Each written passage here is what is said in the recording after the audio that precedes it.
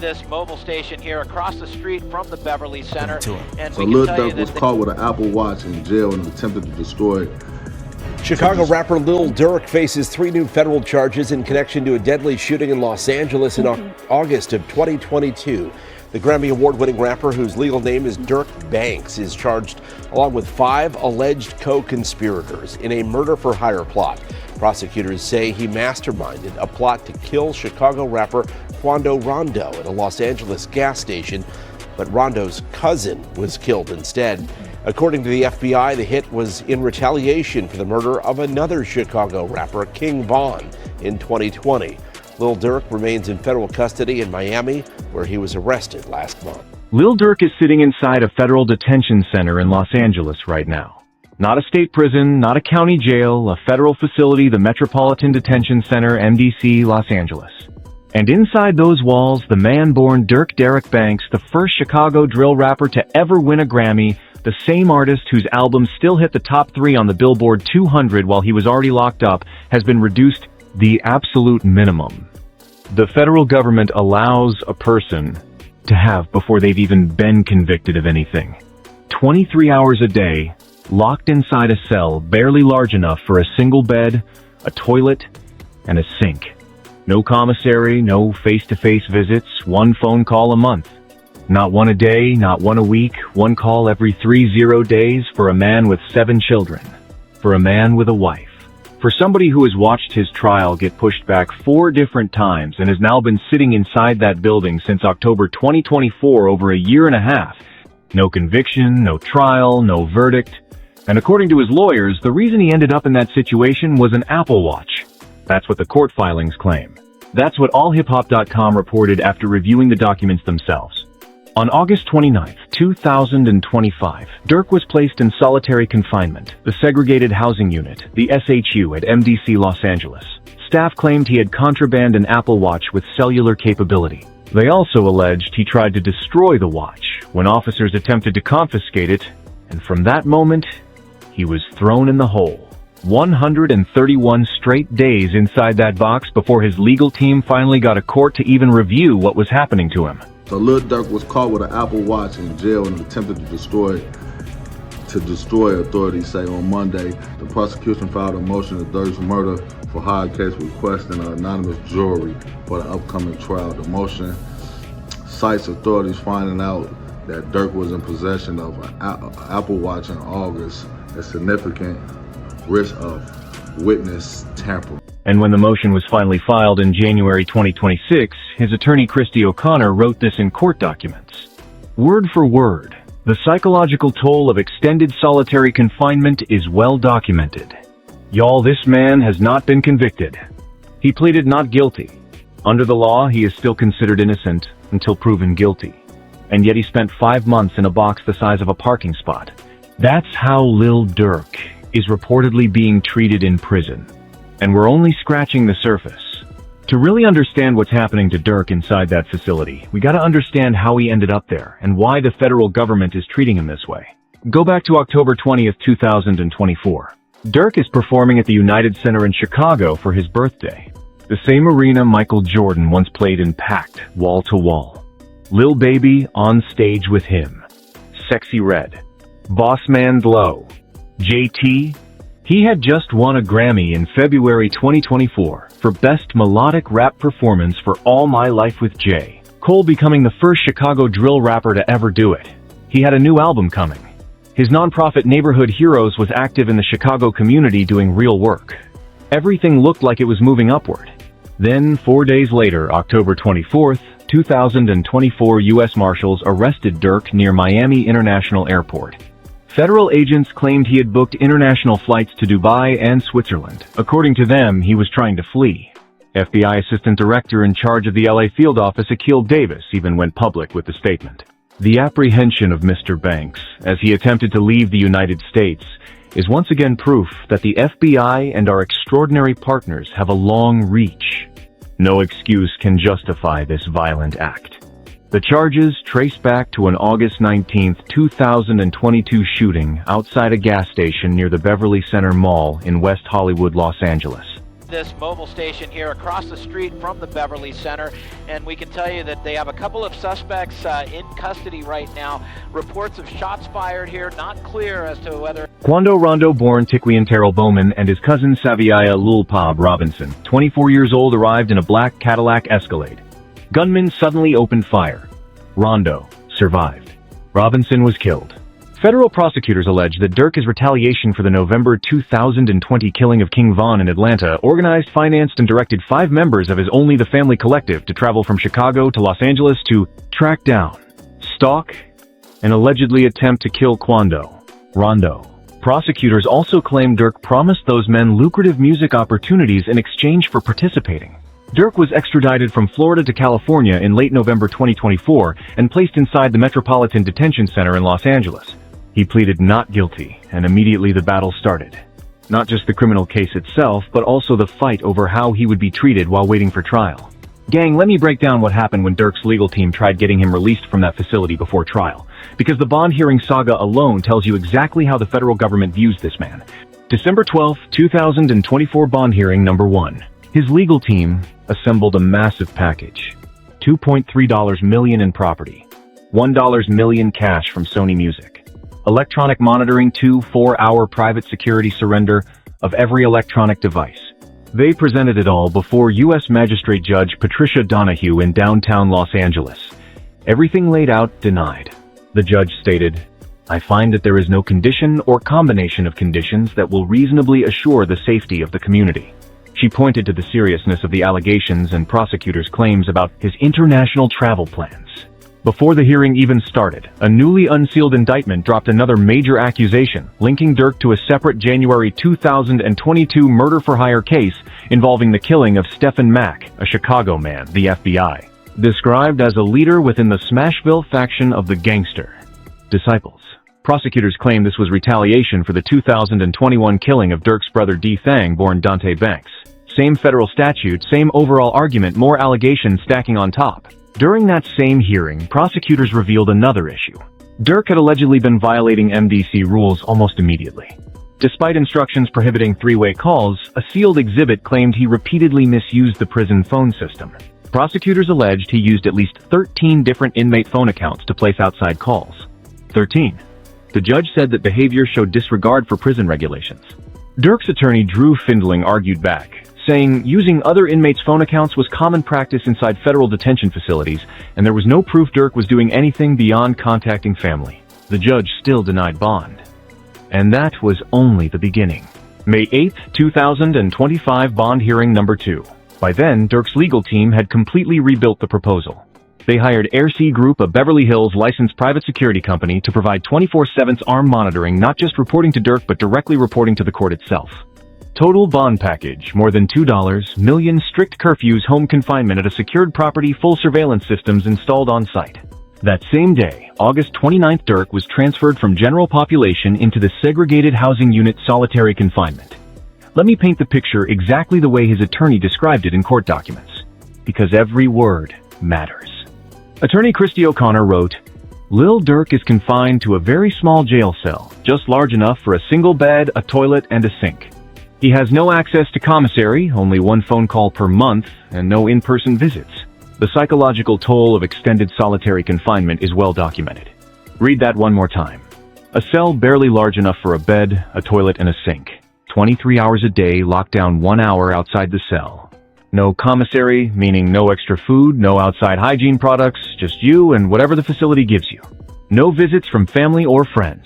1 phone call every 30 days. And this is where the legal issue reportedly begins. Because according to the defense, this isn't just harsh prison treatment. This may actually violate federal policy. Bureau of Prisons regulations state that when an inmate is placed in administrative segregation solitary confinement, they're supposed to receive a unit discipline committee review within 5 working days. For more serious violations, a hearing before a disciplinary hearing officer is required here. These aren't optional steps, these are federal rules. And according to his legal team's January 2026 motion, Durk didn't receive either one. He was placed in the SHU on August 29, 2025.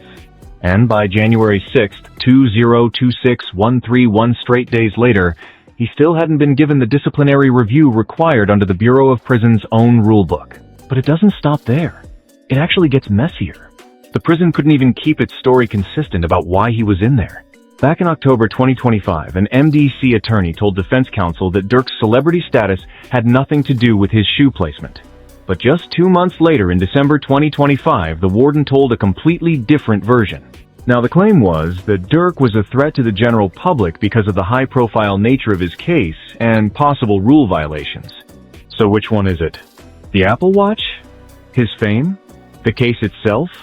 The Bureau of Prisons gave two completely conflicting explanations, and throughout all of it, no formal disciplinary hearing ever took place. His attorneys pushed back hard, arguing two major points. First, this violates the BOP's own federal regulations. Second, it may also violate the 8th Amendment of the United States Constitution, the one that prohibits cruel and unusual punishment. They filed a motion demanding a status hearing in January 2026. On January 7th, a judge stepped in and scheduled a follow-up hearing for February to further examine the conditions. Then on January 15th, 2026, roughly 5 months after being placed in that unit, Durk was moved out of solitary confinement and returned to the general population at MDC Los Angeles. He wasn't released. He didn't make bail. He simply moved from the SHU back into the main facility. And as of May 2026, he is still in federal custody. But 5 months in solitary without a formal disciplinary process, that's exactly what his legal team had to fight to end. Now, here's where everything starts connecting. Because everything happening to Durk, inside that prison, the isolation, the bond denials, the communication restrictions, all feeds into a bigger picture the federal government has been building around him. The feds don't see Lil Durk as just a rapper linked to a violent case. In court filings, prosecutors have been very direct in how they describe him and his circle. They've referred to what they call a hybrid organization, one that mixes legitimate business with organized crime activity. In their filings before Judge Michael Fitzgerald, they describe it as something operating between a record label and a criminal enterprise. In November 2025, prosecutors went further, claiming Durk and his alleged group showed contempt for the judicial process and that members were already intimidating witnesses, threatening a magistrate judge, and even targeting a federal prosecutor. And that's not casual language. That's sworn court filing language. According to documents, supporters, not Durk himself, but alleged affiliates, left 4 violent voicemails for U.S. Magistrate Judge Patricia Donahue, the same judge who denied his first 2 bond requests. One caller allegedly threatened to burn everything down if Durk or his co-defendant DeAndre Wilson were convicted. Separately, someone reportedly called Assistant U.S. Attorney Ian Yaniello, the lead prosecutor, and threatened to shoot him if Durk wasn't released. These weren't online comments. These were direct calls into federal court phone systems. Because of that, the government pushed for something extremely rare in a standard murder case, an anonymous jury. They asked Judge Fitzgerald to seal juror identities, addresses, and workplaces from both sides. That kind of protection is usually reserved for terrorism or major organized crime trials, cases where juror safety is a real concern. Durk's defense pushed back strongly. Attorney Drew Findling argued that an anonymous jury would damage transparency and fairness, saying it would undermine the presumption of innocence. He argued these protections should only apply when there is immediate proven danger, not speculation. But prosecutors continued building their case. In the same November filing, they also accused Durk of directing pressure toward cooperating witnesses and their families, individuals expected to testify. And they didn't stop there. They pointed again to the prison communication issues, alleging use of other inmates' PINs and 3-way calls to bypass monitored systems. The government's overall argument became clear. Durk cannot be trusted to follow rules even inside a federal facility. His associates are allegedly threatening court officials. Witnesses are being intimidated. Evidence was allegedly attempted to be destroyed.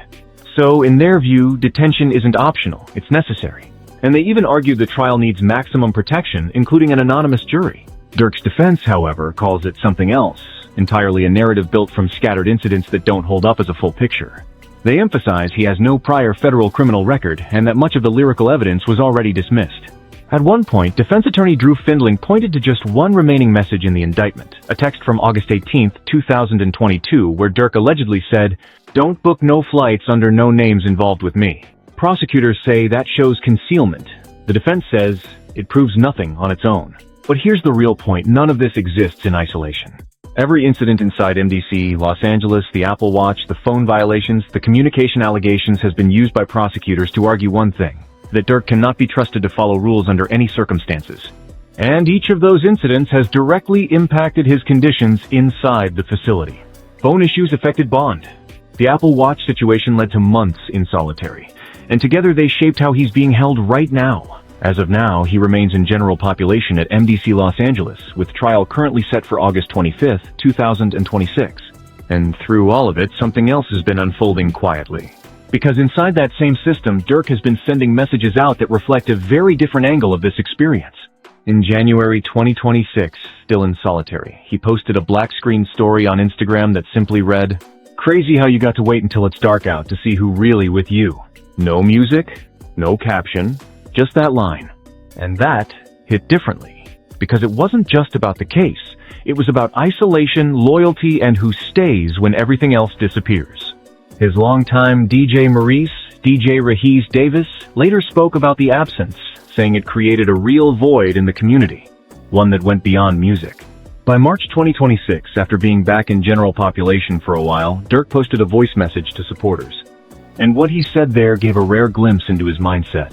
"I just want to give y'all an update on my mind state. I've just been reading these books, working on my patience." Been reading, getting into these books, just working on my patience. I've been reading Pawns in the Game by William Gackar, P. Newton. He then went on to list what he's been reading.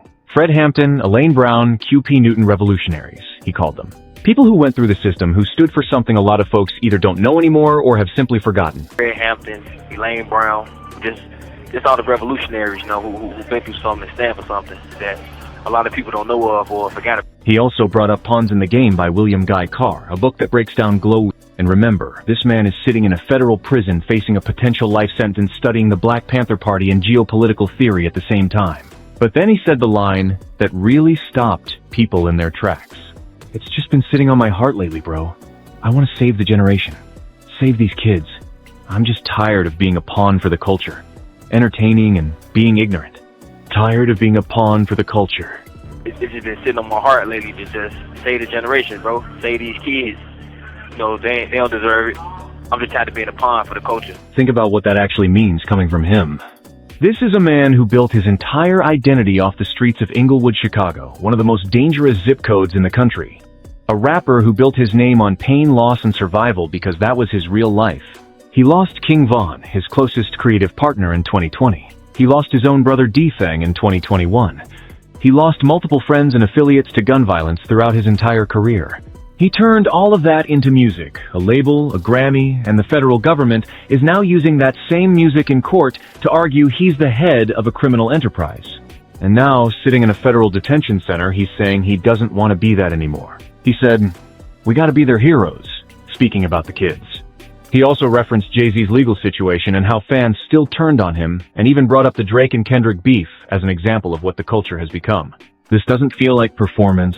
This doesn't feel like content for the internet. This feels like a man who's been inside federal custody for over a year, including 5 months in solitary, coming out of that experience reading Fred Hampton and talking about saving a generation. His family has remained by his side through all of it. His wife, India Royale, they got married in 2024, the same year as his arrest, has been holding things down on the outside. His nonprofit Neighborhood Heroes has been trying to continue operations without its founder physically present. Kevin Freeman, the executive director, reflected on the moment the arrest news hit, saying, "I was like, tell me this is not how this ends. It felt like it was intentionally planned to snatch this after everything had been built up." Meanwhile, Durk's music hasn't slowed down at all. Deep Thoughts dropped March 28, 2025 from inside custody. It debuted at number 3 on the Billboard 200 and became one of the most streamed albums of 2025. He also earned 53 RIA certifications that year, more than any other rapper, pushing him into the RIA's top 50 artists of all time, with over 52.2 million units. So his cultural presence is actually bigger than ever. While he remains locked in a cell, unable to enter a studio, perform on a stage, or see his kids, except through limited federal access. Now zoom out, because this isn't just about Lil Durk. It's about a pattern. A pattern the federal system has already been accused of using against high-profile figures in hip-hop. You saw it with Young Thug and the YSL Rico case. You saw Gunna get pulled into the same orbit. You saw Meek Mill cycle through probation violations that many legal experts called excessive. You saw Diddy held at MDC Brooklyn awaiting his federal trial. There's a playbook here, and every page shows up in cases like this. Expanded indictments after arrest. Lyrics used as evidence until courts push back. RICO-style framing that turns music collectives into alleged criminal enterprises. requests for anonymous juries normally reserved for terrorism or organized crime, and repeated bond denials regardless of financial guarantees. This isn't theory, it's all in court filings. In fact, prosecutors have described what they call a hybrid organization that mixes legitimate business with organized crime, alleging Durk uses money, influence, and power in ways that endanger perceived threats. And those same claims are being used to justify 5 months in solitary confinement without a disciplinary hearing, and 4 separate bond denials despite a $4.5 million package. So, the real question becomes, at what point does pre-trial detention start to look like punishment itself? Because Lil Durk has not been convicted, no jury has ruled, no verdict has been reached, and yet he's been sitting in a cell entering court in a beige uniform and kufi cap pleading not guilty and going right back into custody every time. In between hearings, he's lived with extreme restrictions, minimal space, limited communication, 1 phone call a month, and no formal disciplinary review for months on end. The 8th Amendment and due process protections exist for exactly this reason. His legal team argued both in federal court and actually won the fight to get him out of solitary. But the bigger issue is that they had to fight for it at all. It took 131 days and a court motion just to address conditions that on paper should have triggered a review within 5 working days under BOP policy. And that detail alone shows how far the system stretches when the defendant is someone the government prioritizes. Now here's where things stand today. Trial is currently set for August 25, 2026. His defense team has been completely reinforced. Brian Steele, known for representing Young Thug in the massive YSL RICO case, joined the legal team in 2026, replacing Jonathan Braymond. Drew Findling remains on the case. This is a heavyweight defense lineup. They've already had wins. Lyrics excluded solitary confinement, overturned Apple Watch, evidence challenged and pushback against the anonymous jury request. They've also filed motions arguing the indictment lacks factual specificity. So the fight is far from over. But the reality is simple. Lil Durk is still inside MDC Los Angeles right now, in general population, waiting on a trial that's been delayed 4 times, facing charges that carry a potential mandatory life sentence. Outside, his kids are growing up without him. His wife is holding everything together. His nonprofit is running without its founder. And his music is breaking records without him ever stepping into a booth. And inside that cell, he's reading Fred Hampton and telling the culture he wants to save the generation.